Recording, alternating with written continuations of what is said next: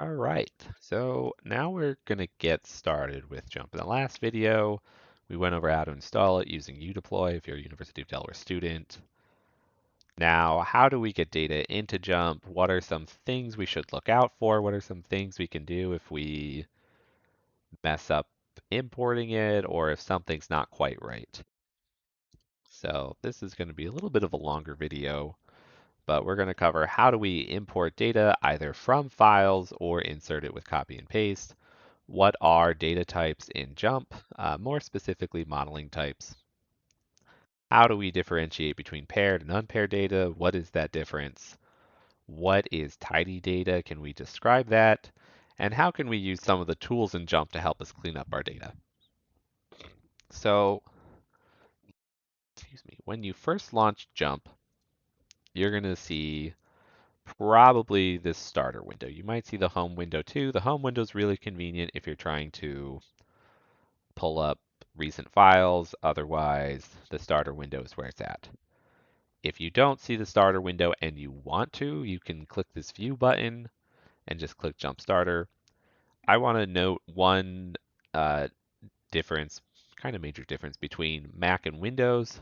On Mac, your toolbar is at the top of your screen, and I don't believe you have as many shortcuts on all your windows.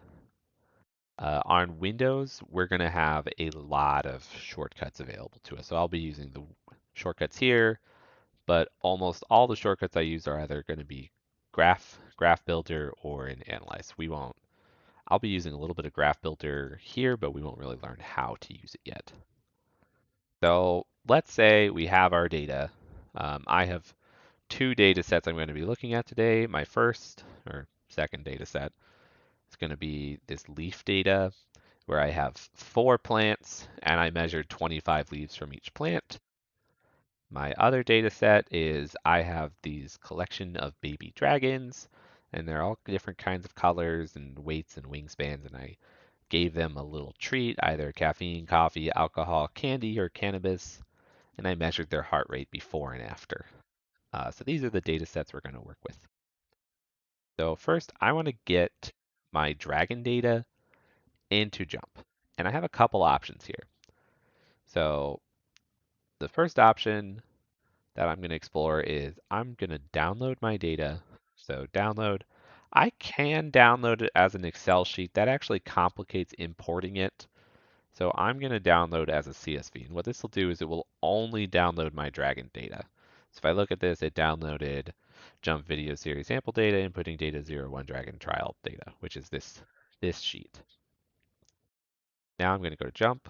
I'm going to go to Open, and I'm going to import this data sheet. I do have some options here how I open this. I'm going to use this using preferences, which is just going to default to assuming this first line here in my data set is a column header.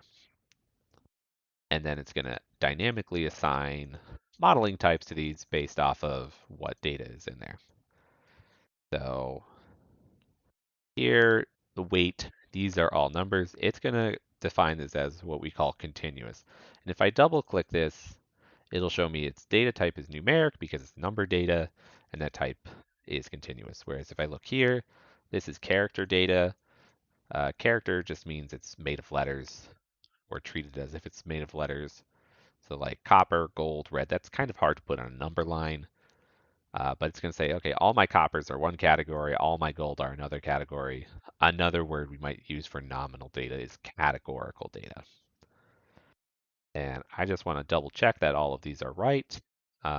This one's a little weird. Technically, my Dragon ID is not continuous data, so it's 1, 2, 3, 4, but these are categorical data. Like Baby Dragon 2 is not twice as much as Baby Dragon 1. All right, so this is a good example of importing data. Let's try another way of doing this. So I could open a blank spreadsheet. I could copy all of my data. So I can edit, put it on my clipboard, and then go into Jump. I'm just going to click on this column. So the table's selected.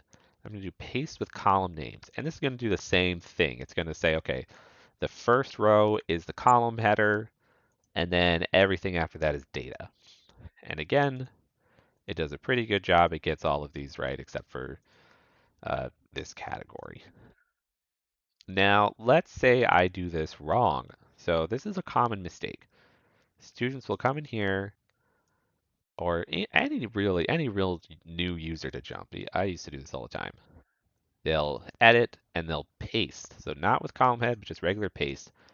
And notice that that puts the column header in as the first line. So now every single data entry in the first row is character data. And that means all of these are now character data too. So one thing you could do is you could say, copy this, double click, put it in as your column header and do that for each column. That's tedious. Um, Personally, I would just start over and paste it in correctly. But if for some reason you're committed to this data sheet, you can go click that first row, go to column, column name, and you can move it up. And now that'll take that whole row and say, okay, these are supposed to be column headers. We still have the data type problem, so we do have to fix all these. We could go through one at a time and make these continuous. When you move that column header, Jump is smart and actually changes something. So if I go back and look at my columns here, you'll notice I can't make these continuous data right now because the data type is character, it's not numeric. And let's say I change it to numeric continuous. See how I have this character data here? It's actually going to delete that character data. So there's a couple ways to go about fixing it. I do recommend, again, going back and fixing it. Otherwise, you can move up that header, move it in here. If you have a couple of these, it's easy enough to go through and just click them individually. But let's say we have a lot of columns and we need to change them. So we're going to go to standardize attributes. And notice when I hover over this, it's saying the same attributes properties to all selected columns. So the attributes I want to change are, I want to make the modeling type continuous. For good measure, I'm going to do data numeric here too. Anything you don't assign here, it will not change. So numeric continuous, apply, and now, whoops. All right, and this is a great example of you need to remember to select all the columns. So I'm going to hit Control and select these. On Mac, you can hold Command, and we'll just do that one more time. So we'll get that modeling type. We'll set that continuous. Bam. All right. So 3 different ways to get the same effect. You'll notice one other difference is that this data set has 75 rows. This one has almost 1,000. The reason being because of how I selected them in Sheets, it pasted in all this blank data. Um, if that bothers you, you can select matching delete it all. So I'm going to get rid of these extra ones. And let's go back to our learning objective. So we've covered how do we get data into Jump, how do we identify the data type. These are probably the 2 biggest things you can do in Jump. Now we're going to start talking about these next 2 objectives. What is paired versus unpaired data, and what is tidy data? The hardest part of using Jump is making sure all your data types are right. The second hardest part is making sure your data is usable by Jump. So let's go back to our Jump window here, and I'm gonna pull this data, this leaf data. And notice here that I have 2 headings for my leaf data. The default Jump settings won't like this, but this is a good learning opportunity. So I'm gonna bring these in here. I'm going to paste with column name, but because I have 2 of these, it gets these wrong. So it puts in my first column heading as the header, obviously, but then my second has all of my actual meaningful labels in them. But this is okay. So I'm gonna go to my column, I'm gonna do my column name, and I'm gonna move up and append. And now that'll combine this header or that row with the header. So now I have unique things here. I'm going to select all of these. Again, column, standardize. I want to make sure these are numeric continuous. There we go. Except this one, I actually did not mean to select that one. All right. So let's compare the data structure of these two tables. So I have an ID column here, and then the dragon, I have a bunch of information pertinent to that dragon ID. So dragon 1 is a copper dragon. He weighs 103 pounds. He has his wingspan, etc. Over here, column 1 corresponds to 4 different plants. So there's actually no connection between this data and this data. It's just a coincidence they're on the same row. But this has really big implications in JMP. So let's say I want to make a table or a graph, two similar graphs. I want to say in the dragon data, how much do different dragons weigh? Or let's even do more parallel. How long are the wings on different dragons? And in this data set, we'll do how long are the leaves on different plants. So I'm going to open Graph Builder. We'll go into more detail with Graph Builder, but we're going to put our type of dragon, which is the color down here, versus wingspan. And then I like to do what I call these bar dot plots or dot graphs bar plots. I haven't named these really. I don't know what they're called. So I put my color down here, my wingspan over here. If I'm feeling really fancy, maybe I want to color these by the type of dragon they are. And if I was being super fancy, I would make sure that the color actually lined up with the kind of dragon because I have a purple bar for my silver dragon. Does that make sense? No, not really, but whatever. So I have this lovely graph. Now I want to do the same thing over here. I don't have a label called plant to put down here. Now, if you're tricky, you can get around that. So let's say we highlight all of these and put them all on the axis. Okay, well, this looks similar. Sorry, my headset died there. Um, I have my leaf length down here, and I have dots. But what happens when I try to put bars on here? Well, okay, that doesn't look right. Well, this makes sense. This is my actual axis, my continuous. So in this graph, it goes up and down. Over here, it goes side to side. Okay, well, sure. Let's put this over here and then turn it on. Okay, now this kind of looks similar. But what if I try to put dots on here? So I'm going to hold Shift and click on that. Another telltale sign something's weird is the dots show up over here. This is a visual thing. If you do any kind of update to the graph, it'll move them. But now they're all in the middle. So that's not right either. And there's actually no way to fix this with this data structure. Um, so JMP sees these differently. And let's look at it from how JMP sees it. So we know intuitively with our very smart, clever, organic brains that this is one leaf, this is an entirely separate leaf, another entirely separate leaf, and another in this data set, even though it's structured the same as over here, where each of these correspond to one dragon. So what JMP sees here is JMP thinks there's one leaf that has 4 theoretical dimensions to it. And that's what's confusing JMP. So this is what we call paired and unpaired data. All of these data are unpaired. There's no actual relationship between this data and this data and this data and this data. They're just 4 separate plants or species or whatever it is, and they're just coincidentally lined up.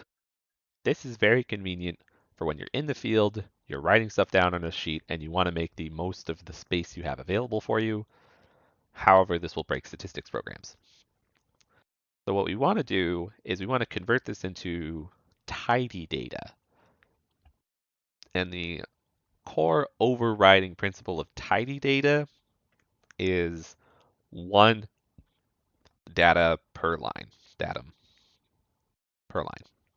So here we really have data pertinent to one dragon per line.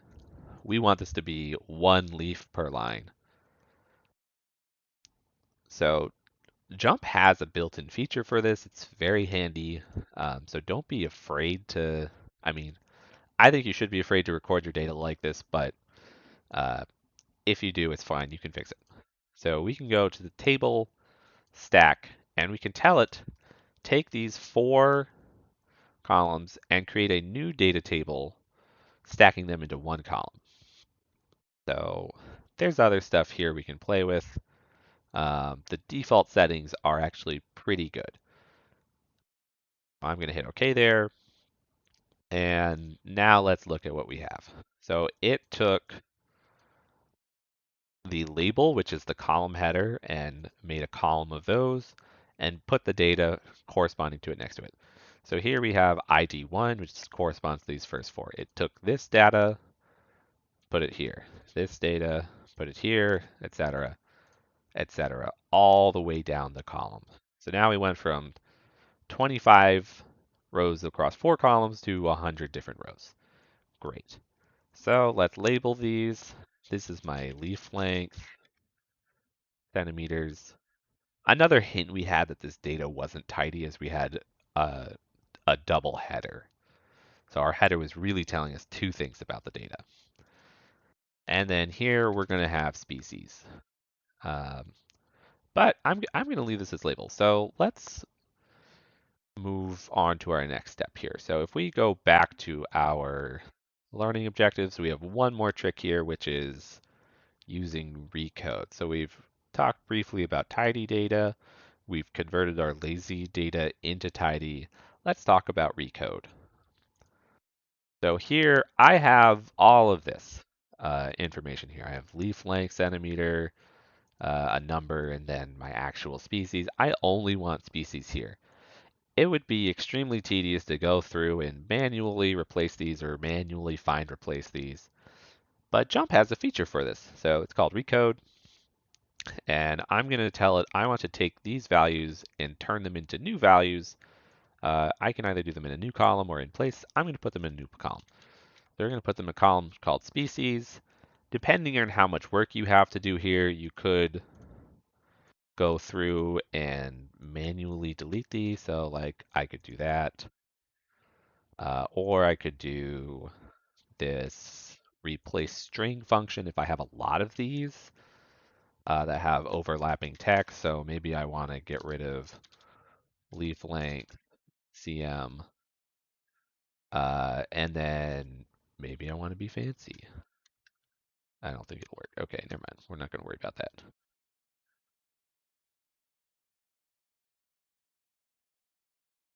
So we'll do that. I have these numbers in here, which are kind of annoying. I think number, there we go. So regular expression, this is probably more than we need to go into right now.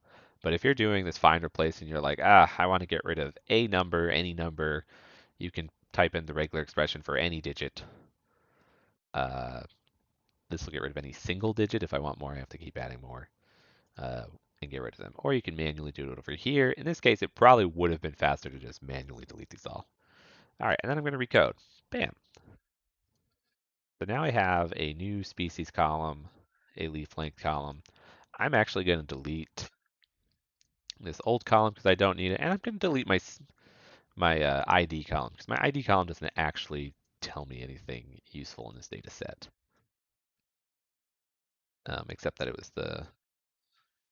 Maybe I'll leave it. This kind of tells me this is the first leaf I measured, the second leaf I measured.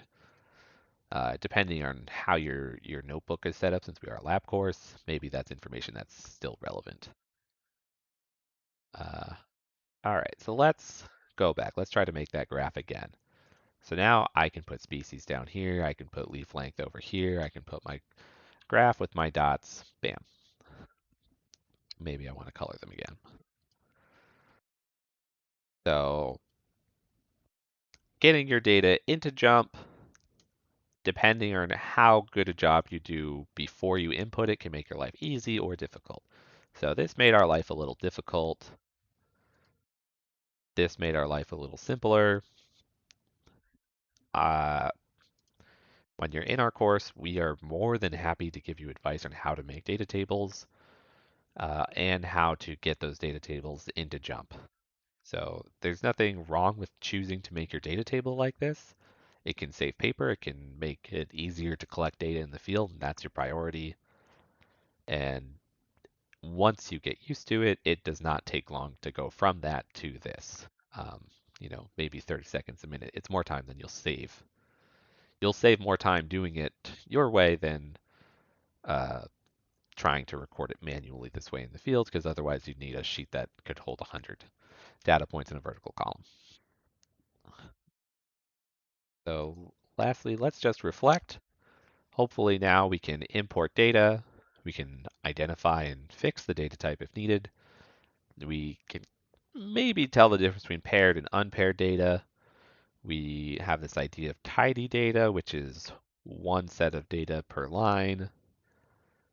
We can convert to tidy data using table stack, and we can use Recode whenever we have labeling problems or things we want to clean up in our columns.